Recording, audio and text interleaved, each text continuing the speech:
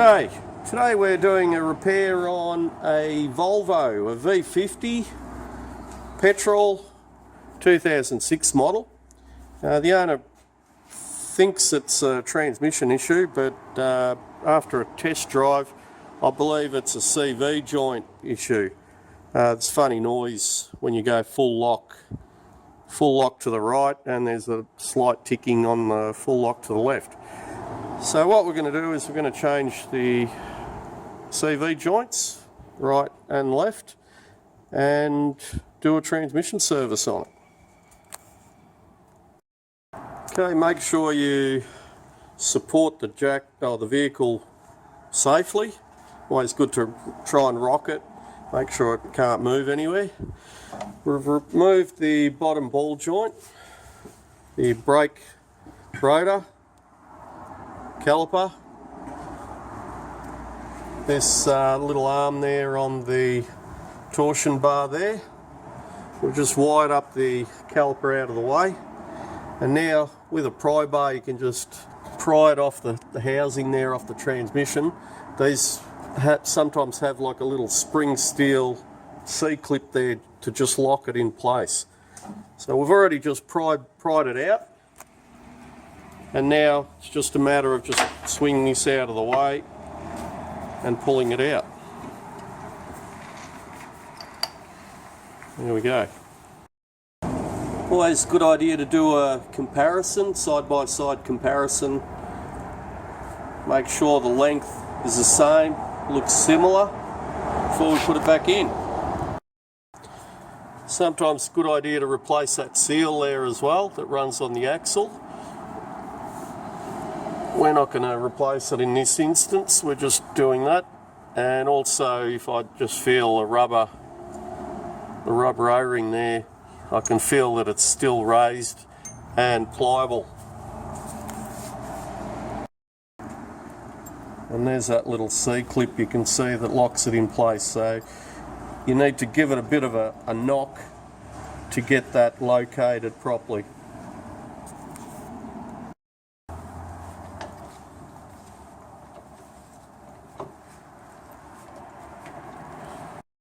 Just pushed it into the hub and manoeuvred in that ball joint there. Now we can just put it all back together.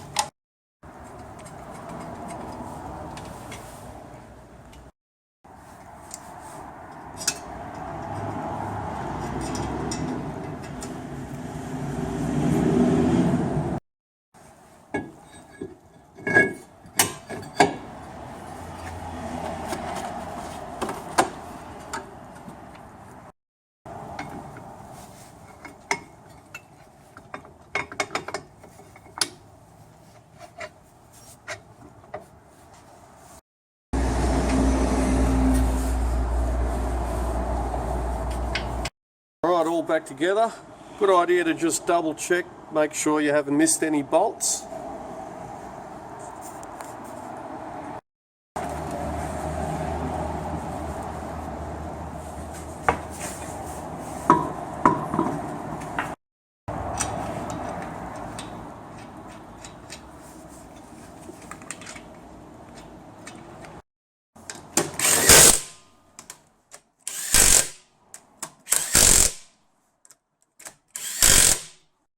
We've got the right hand side one there, and you can see when we pulled it out it actually fell to bits. So that's the one that would have been making all that nasty noise. The right hand one has this little bracket here that actually holds a bearing, because the shaft's so long it needs to have another little bracket there, and it doesn't have the little circlip to lock inside the in the splines there. Now we're going to do a transmission service on this. It's purely a oil change, and it's got the Aisin Warner or AW55-50SN transmission in it. I'm going to drain the oil here, and on the front here you can see there's a little tube with that little yellow dipstick, so you can check the oil on these quite easily and fill the oil there too.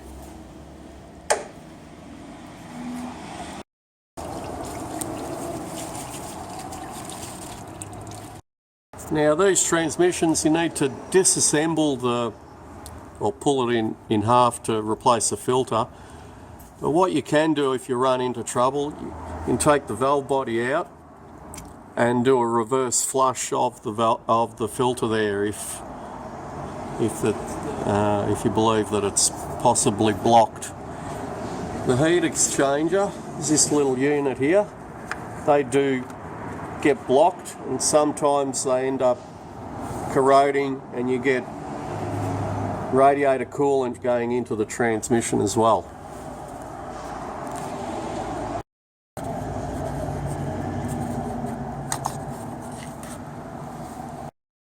And today we're using the Tri-Tac multi-trans full synthetic fluid.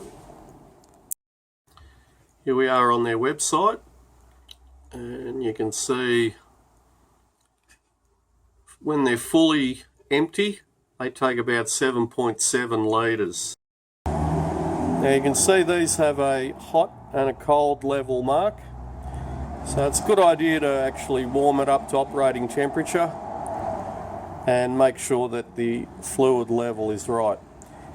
And just to show you, you can see how far roughly, or how much, that oil fluid will expand as it warms up. Okay, we're just going to start it up, run through the gears.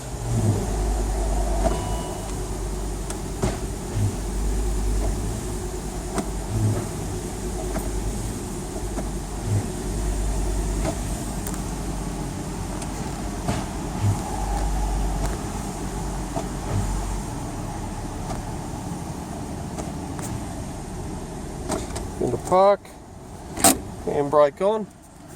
Now we'll go down and just check the oil level.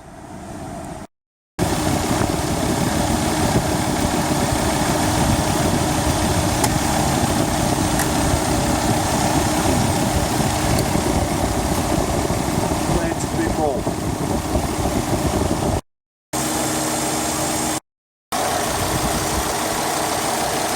Just put in another litre. Put about 7.5 litres in the end. I'm just going to take it out for a test run, get it up to operating temperature, and we'll check the oil level at operating temperature with the motor running. There we go. In the end we had to put in another probably 3/4 of a litre, so it did take roughly the 7.7 litres that it said on that Tri-Tac website. Problem is, only approximately 4 or 5 litres came out of it. Just going to put the stone guard cover back on.